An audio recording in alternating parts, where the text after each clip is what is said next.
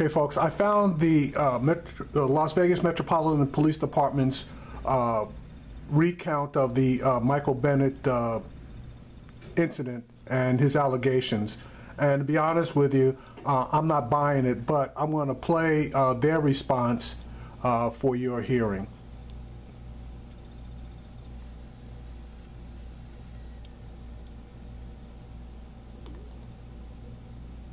At 1:30 a.m. on the 27th, approximately 3 hours after the boxing match ended, an active shooter call came into the LVMPD Communications Center that originated outside of the Dre's nightclub at the Cromwell.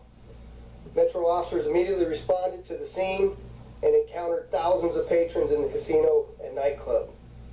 As officers entered the casino floor, they were met with large groups of people running for cover, laying on the ground hiding, and people screaming. Casino signage, chairs, and stanchions were knocked over inside of the casino. With very little information as to who the shooter was or the shooter's location, our officers pushed past the fleeing crowds and began immediately converging on the reported threat. One of the teams that cleared the casino then exited the casino at the door to regroup and were redirected back toward the Dre's nightclub inside of the casino. As they moved towards the nightclub, an individual later identified as Bennett was seen crouched down behind a gaming machine as the officers approached. Once Bennett was in the officer's view, he quickly ran out of the south doors, jumped over a wall on the Flamingo Road east of Las Vegas Boulevard into traffic. Due to Bennett's actions and the information the officers had at the time, they believed Bennett may have been involved in the shooting, and they gave chase. Bennett was placed into handcuffs and detained while officers determined whether or not he was involved in the original incident. He was detained for approximately 10 minutes and released. Mr. Bennett at the scene had the incident explained to him by a supervisor, and he said that he understood and that he had no problem with what the officers did, just the one that he claimed that the officer had pointed a gun at his head. On that particular call, it's important to note that we later determined that there were no shots fired in the casino and the call was unfounded. There had been some sort of loud noise that we've not 100% been able to figure out exactly what it was, but a number of people.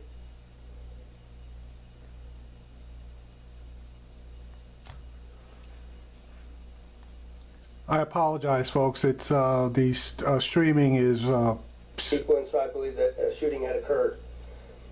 Like the rest of you, the LVMPD learned of Mr. Bennett's allegations just this morning, and an internal investigation has been opened. All right, so that's the video on the police response. Now, I got a couple of problems with what this guy just said.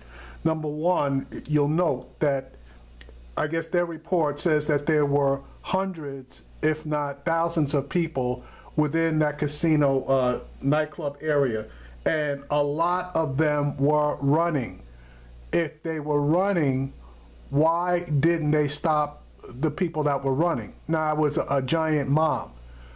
Okay, so they, I guess, went back towards wherever the nightclub was and started to clear the people from the area. You'll note that he said that the group that was clearing went back out onto the street, and then somehow they were directed back into the club. Now remember, at the end he said there were no shots fired. So how or why were they directed back into the club? Okay, now you may say, well, they went back in to investigate. Okay, that's fine, I can buy that particular piece. But Michael Bennett was not the only one that was inside of that club, and more than likely, because of the situation, he really wasn't paying attention or even familiar with the Las Vegas Metropolitan Police, and he probably didn't see the two officers that claimed that he was in their view, but more than likely they weren't in his view. So after making the determination that it was safe to get out of there, he tore his ass out of there, and they decided that they were going to chase him down. Now, all of that being said, fine, no problem. But once he was outside and they detained him, okay, they had no probable cause to do anything further than to question him, to ask him a few questions. Who are you? What were you doing inside the club? We had a report of shots fired. They didn't question him at all. They basically ordered him to the ground, put a gun to his head, and handcuffed him. Okay? And thank God that they didn't shoot him.